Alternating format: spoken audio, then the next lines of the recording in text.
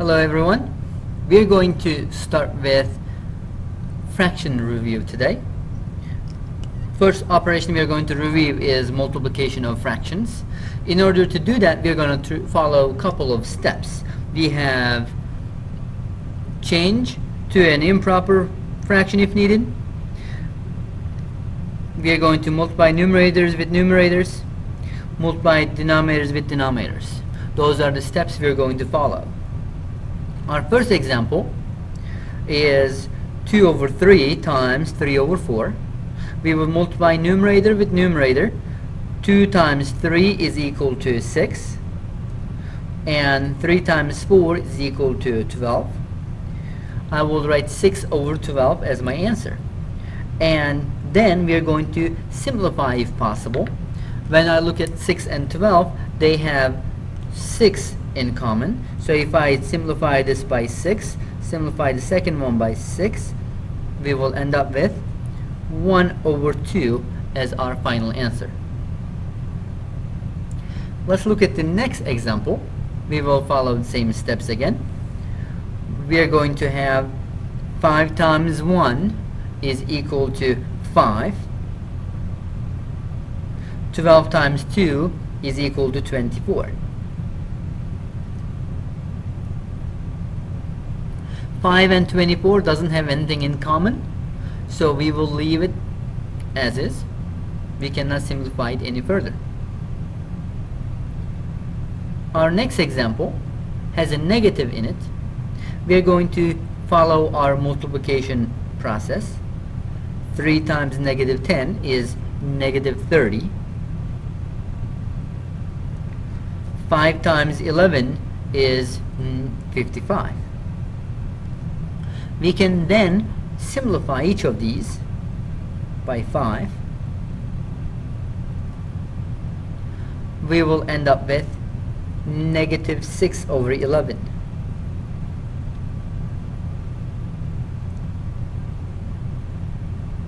Now, there is another way of solving this question. If I rewrite my problem in here, 3 over 5 times negative 10 over 11. When I look at the fractions, I see that there is something we can simplify. And we can simplify before multiplying the fractions, and it will allow us to deal with smaller numbers. Instead of trying to figure out what goes into 30, what goes into 55 at the same time, we could be looking smaller numbers like 5 and 10. We can see both 5 can be divided by 5, that's 1 time, and then 10 can be divided by 5, that's 2 times. So after figuring out those, we can go ahead and do our multiplication. 3 times 2, that's going to be negative 2. 3 times negative 2 is equal to negative 6. 1 times 11 is equal to 11. We can find our answer after simplification. Either of these methods are correct. It would be easier to simplify before multiplying. Eva, you're needed for a meeting in room A4. Eva, you're A4.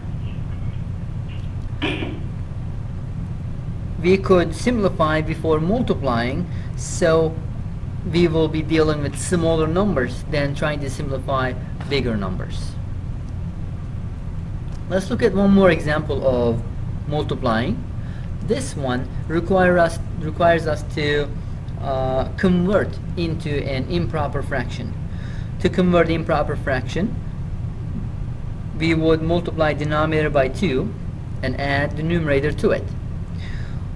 3 times 2 is 6. Add the numerator to it, 8. So we will have 8 over 3 for this one. Times 2. This 2 in here doesn't have a denominator, so it doesn't look like a fraction. We're going to write that as 2 over 1.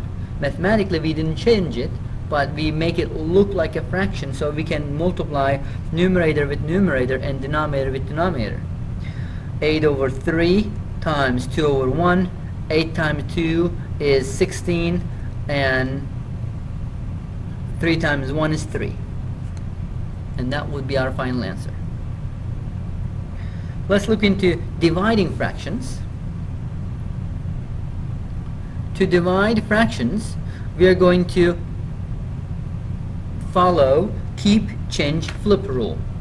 I will keep the first fraction same, 2 over 3, change the division to a multiplication, and flip the second fraction. That's called reciprocal. I will take the reciprocal of the second fraction. I will now check to see if there's anything I can simplify before multiplication. There's nothing we can simplify. We will multiply numerator with numerator, write as numerator, denominator with denominator, write as denominator. It's okay to leave our answers in Algebra 1 in improper fraction. Let's look at the next division problem. I have 3 over 8 divided by 3 over 4. Let's apply our rule, keep, change, flip. Keep the first one same, 3 over 8. Change the division to multiplication. Then flip the second one, 4 over 3. Now we can check to see if there is anything we can simplify. When I look at the 3's here, this can be divided by 3 one time. This also can be divided by 3 one time. 4 divided by 4 is 1. 8 divided by 4 is 2. I write these little numbers around so that I know what's left on the numerator and what's left on the denominator. If I multiply the numbers that are remaining on the numerator, 1 times 1 is 1, goes on to numerator. 2 times 1 is 2 on the denominator. Our final answer would be 1/2. Our last example of division, we will follow our rules of keep, change, flip, and as a twist we have a negative in here. 5 over 6, keep the first one same, change the division to multiplication, flip the second one, 3 over -2. Check to see if there's anything you can simplify. I can simplify something from the top with something from bottom. In numerator 3 divided by 3 is 1, and 6 divided by 3 is 2. So 6 and 3 could simplify. Now I can continue with my multiplication. 5 times 1 is 5, and 2 times -2 is -4. It's not nice to leave the negatives on the denominator, because if you were to look for a common denominator for another fraction problem, then it's not very nice to try to find a common denominator for a negative number. For that reason, we can rewrite this as -5 over 4. Or if you write this as negative of 5 over 4, these are mathematically equal to each other. We would prefer either writing this way or this way. We don't like to see negatives on the denominator. Now let's look into adding fractions. Whenever adding fractions, we need to make sure to have common denominators. If we have common denominators, we can just simply add the numerators. 1/5, 3 more fifths. We have common denominator, we can simply add the numerators, 4 over 5. 2 sevenths, 5 more sevenths, 7 sevenths. If it's something we can simplify, we should go ahead and simplify. Sometimes we might have to add negative numbers. 7/8 and -3/8. 7 plus -3 is +4. 4/8 can be simplified. 4 divided by 4 and then 8 divided by 4. This is how we will simplify, and I'll write as the answer 1 over 2. Our last example is a little tricky. It has a negative and mixed number. When I see a mixed number, I would like to convert that into an improper fraction. So it will be ready for multiplying, dividing, and doing any other operation too. We can convert the fraction into improper fraction right away. 3 times 3 is 9, plus 1 is 10. Because it had a negative in front, it will be a negative 10 over 3. The next part was plus 2 over 3. Now we can add them together. Negative 10 plus 2 is negative 8 over 3. This is already in its simplest form. It's okay if we do not convert it into mixed fraction. We can leave it as improper fraction. Let's look at adding fractions when we have different denominators. When we have different denominators, we have to create common denominators. When I look at 3 and 2, I can see 3 and 2 can both go into 6. That's the smallest number, least common multiple. We need to find the least common multiple of these fractions. So to make the denominator 6, I will multiply the first fraction by 2, and I will multiply the second fraction by 3, so that our denominators could become 6. But if we multiply denominator by 2, I have to multiply numerator with the same number. We will do the same thing on the second fraction as well. Multiply numerator with 3. Let me rewrite everything. We will have 4 over 6 plus 3 over 6. Since now we have common denominators, we can add them together, 7 over 6. We can leave it as improper fraction.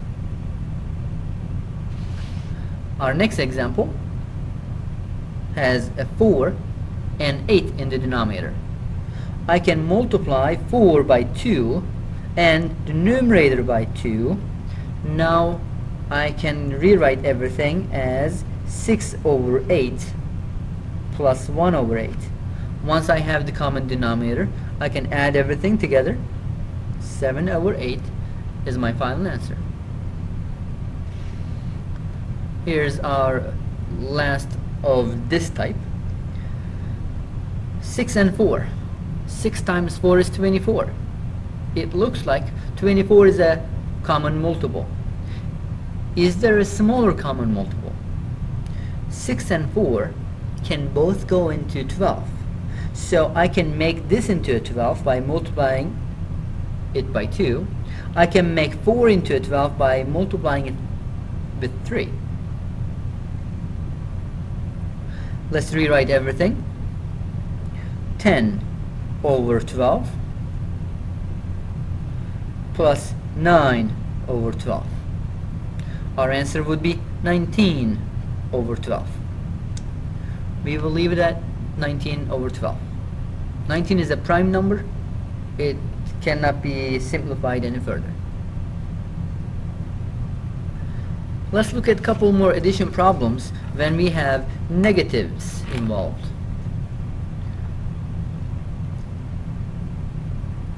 When we have a negative in front of a fraction, we can assign that negative onto numerator so that we know which part of the fraction to subtract. If I rewrite this problem, we will have 5 over 6 plus negative 1 over 2. All I did was to apply the negative in front of the fraction to the numerator. Now I can go ahead and find my common denominator, which is going to be 6. Let's multiply the second fraction by 3 so we can have the common denominator.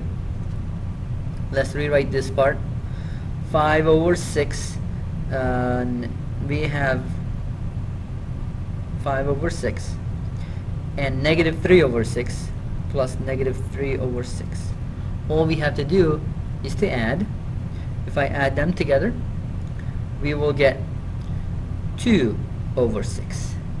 2 over 6 can be simplified a little bit further. I can divide both numerator and denominator by 2. Our final answer will be 1 over 3.